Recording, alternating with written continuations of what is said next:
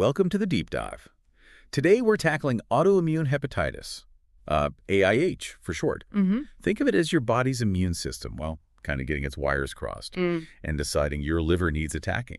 We've got your revision notes right here. Yeah. And our mission really is to boil them down into the absolute essentials, the stuff that'll stick, giving you a solid grasp of AIH. Absolutely. So whether you're facing exams or just want to understand these liver conditions better, let's dive in. Sounds good.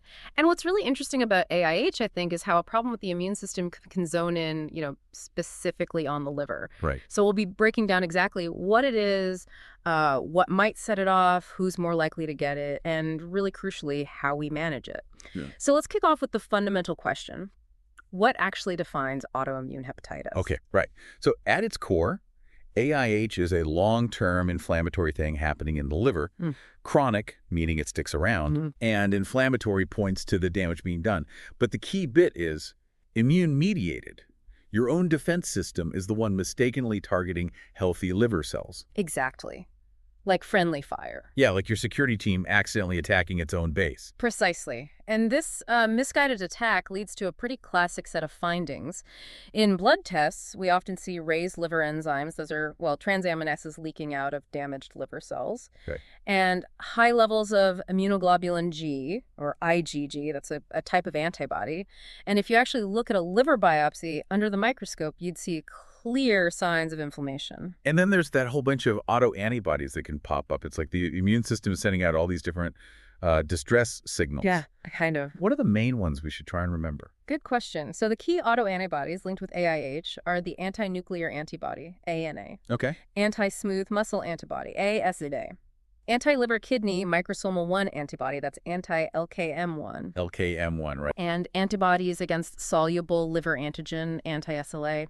You might also hear about antimitochondrial antibody, AMA, and antiphospholipid antibodies, though there may be less specific sometimes. A sort of tip might be to focus on the liver-specific ones, like LKM and SLA, to help them stand out, maybe. Okay, so these antibodies are like flags, helping us identify AIH. And are there different types of AIH based on which flags are flying? Yes, exactly. AIH isn't just one single thing. We tend to classify it into types based on the main autoantibody we find. So type 1 is the most common. You see it in adults and kids, and it's usually linked to ASMA or ANA. Yeah. Type 2 is seen more often in children and is associated with anti-LKM1 or maybe anti-LC1 antibodies. Okay, kids mainly for type 2. Yeah. And then type 3, which is linked to that anti-SLA, tends to crop up more in middle-aged adults. So different antibody patterns can point towards slightly different presentations or groups. It makes sense. Different immune targets might lead to some variation. What about when AIH kind of looks like it's affecting the bile ducts as well? That's an important point. Sometimes AIH can have what we call cholestatic features. Cholestatic? Yeah, meaning it can sort of mimic other autoimmune liver diseases that primarily mess with the bile flow, like PBC or PSC.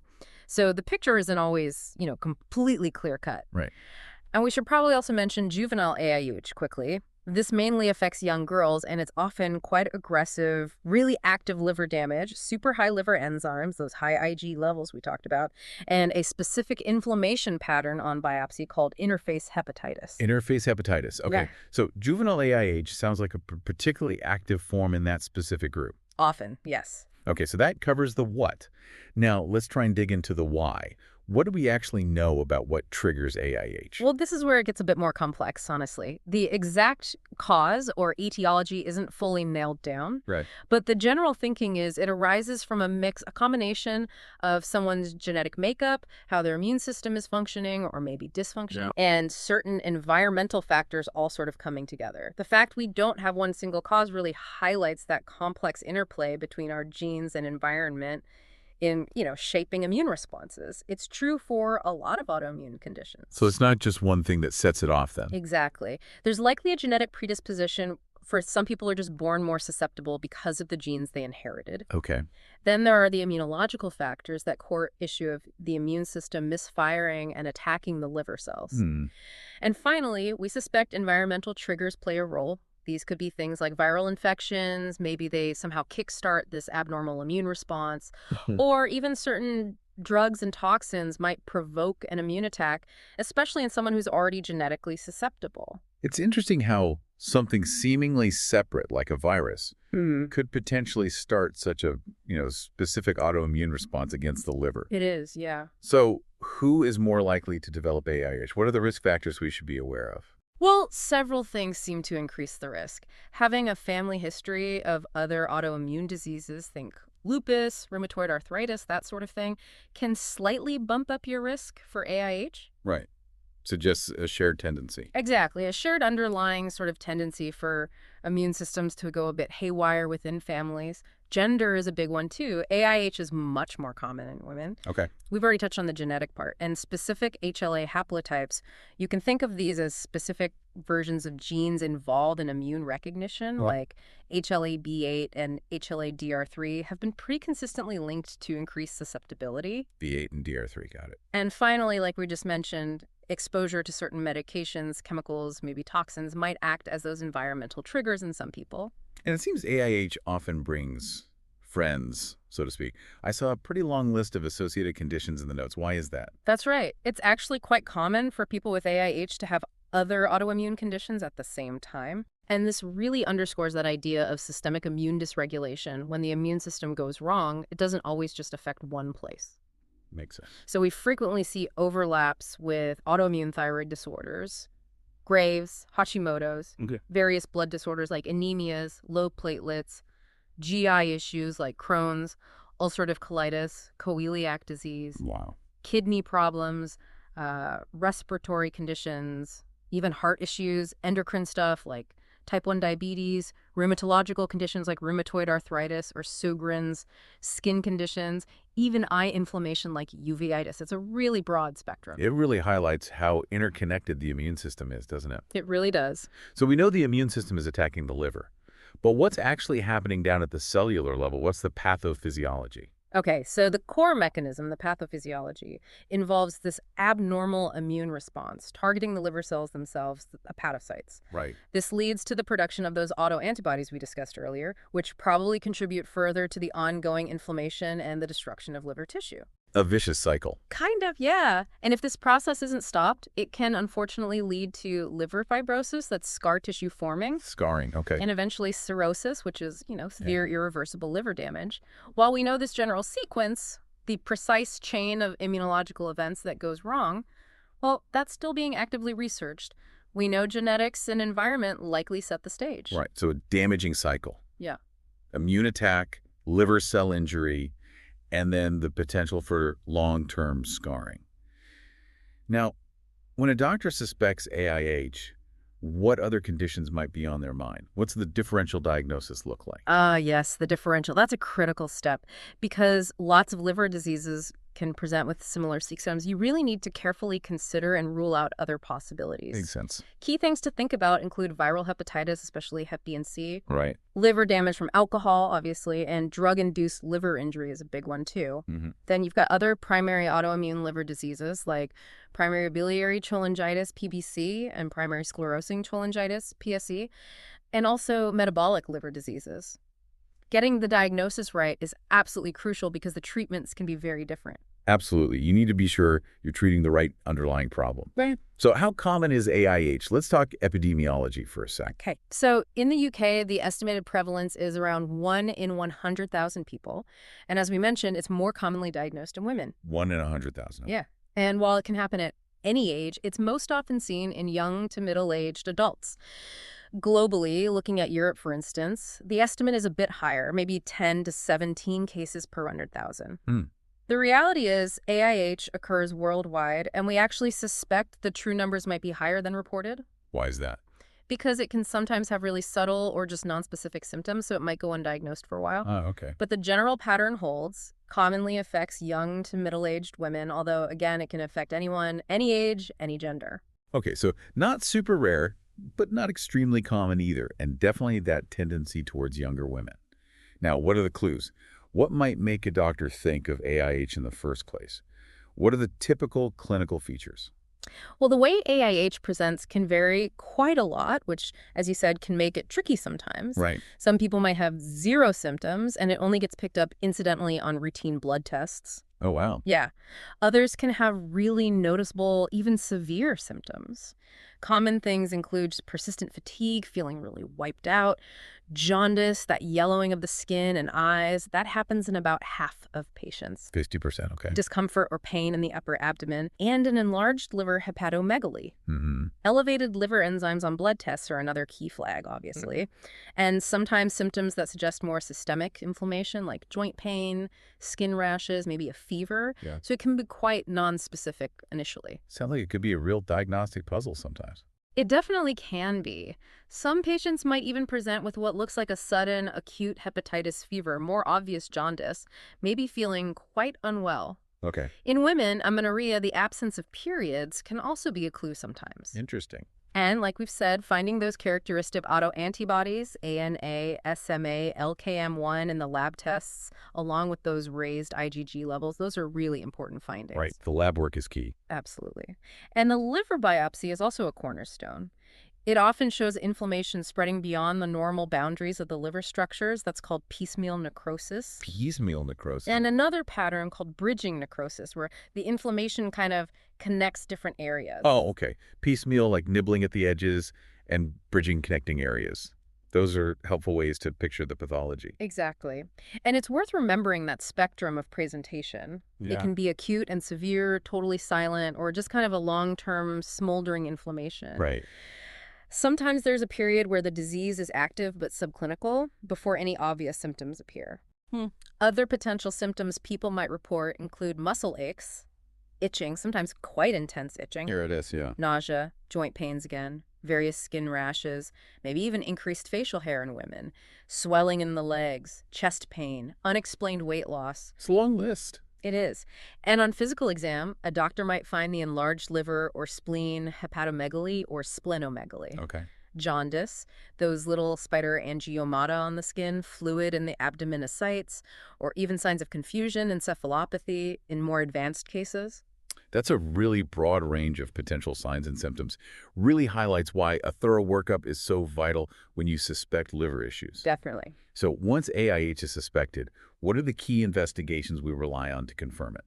Right. So diagnosing ALH is really about piecing together a puzzle.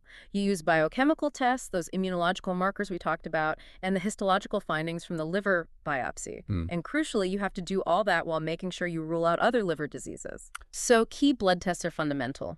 The liver function assessment, your LFTs, gives that initial picture, measuring enzyme levels. Testing for the autoantibodies, ANA, ASMA, LKM, etc., is crucial. Yeah.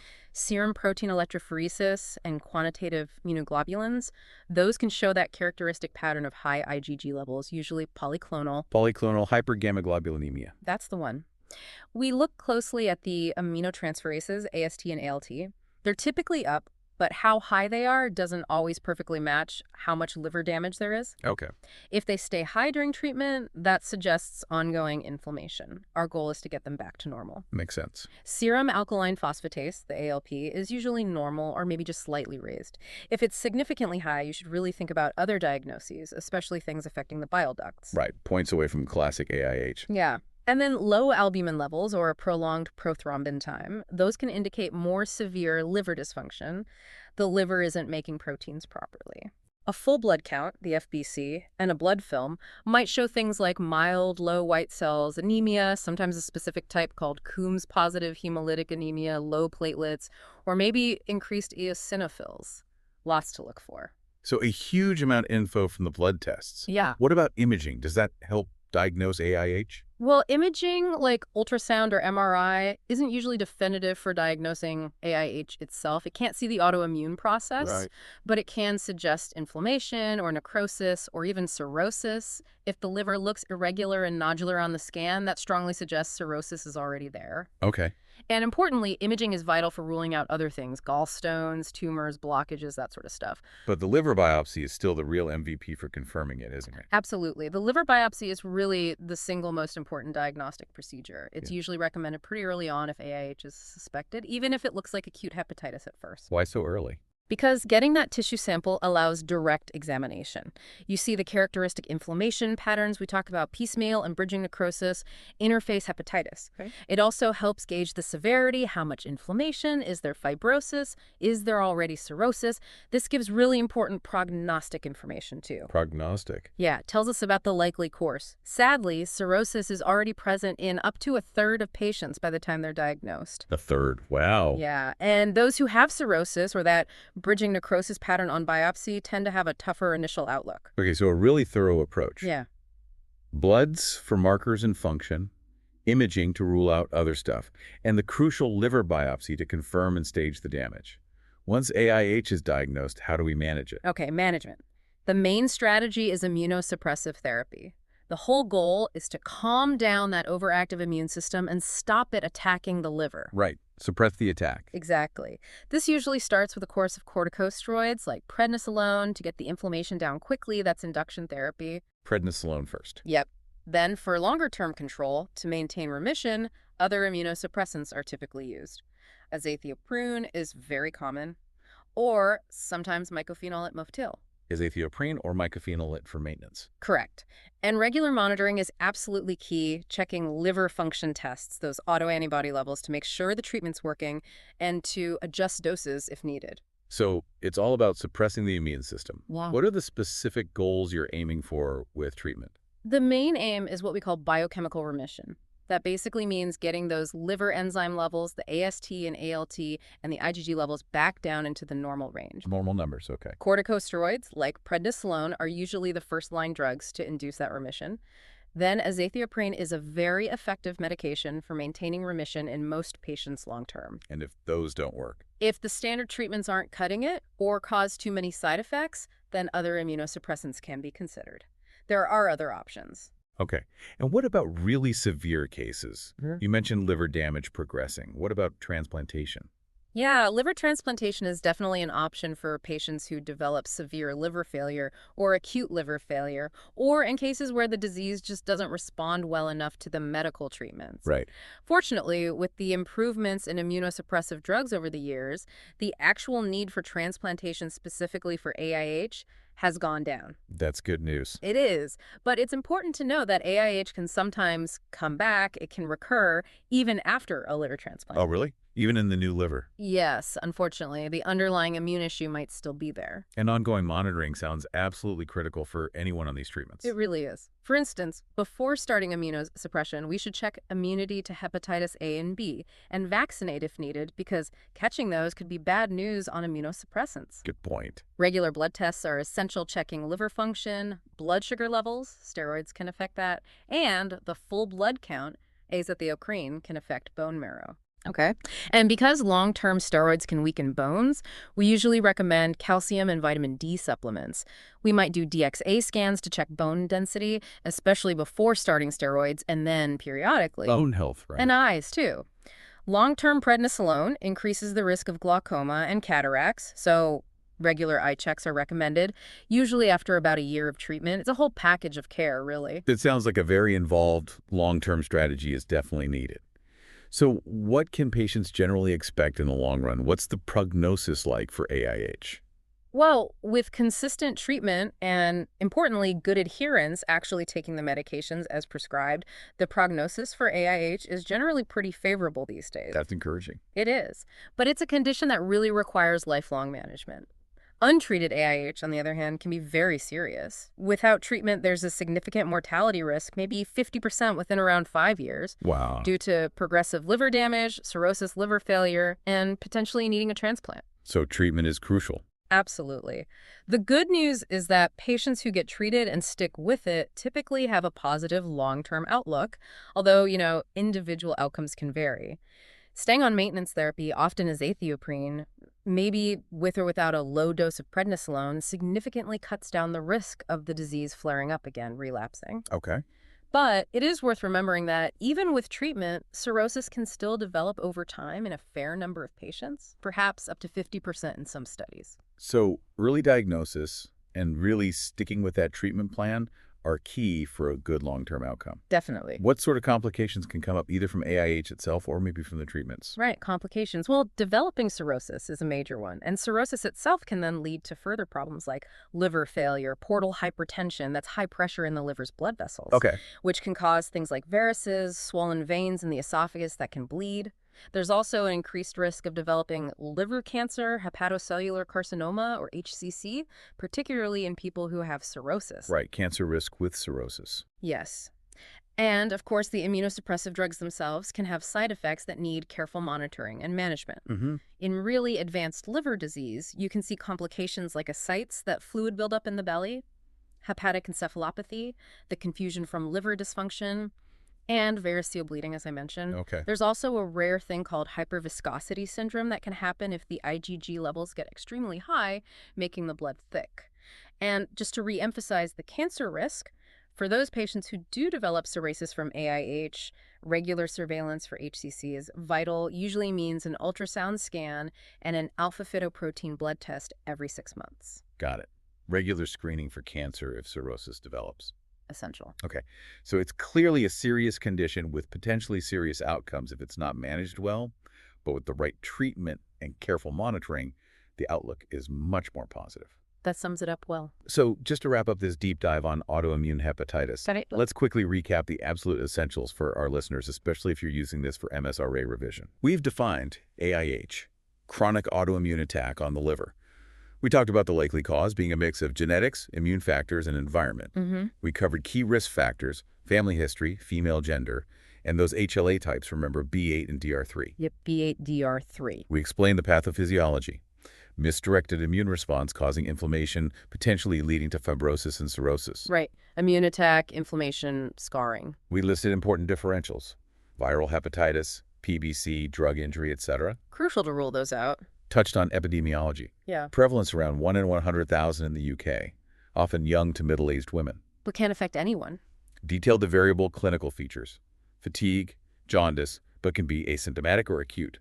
Key labs, raised transaminases, raised IgG, and those key autoantibodies, ANA, ASMA, LKM, SLA. Don't forget the IgG. Definitely not. Went through investigations, blood tests galore, imaging for exclusion, and the crucial liver biopsy for confirmation and staging. Biopsy is key. Explained management. Immunosuppression, mainly corticosteroids like prednisolone for induction, azathioprine or MMF for maintenance, and lots of monitoring. Lifelong management, usually. And discussed prognosis.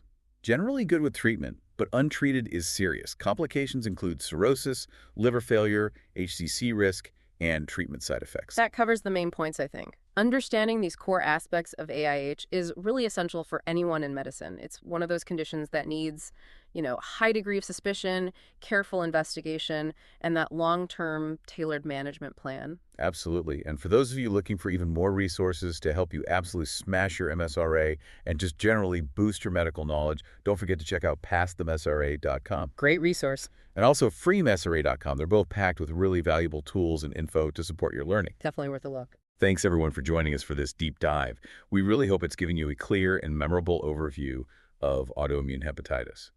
Now, here's a thought to maybe mull over. Given how complex autoimmune diseases are and the sort of broad brush approach of current immunosuppression with its side effects, what advancements do you think we might see in the future? Could we get more targeted, maybe more personalized treatments for conditions like AIH? That's the million-dollar question, isn't it? It's certainly a really exciting area of ongoing research. Definitely something to think about. Yeah. Okay, until our next deep dive.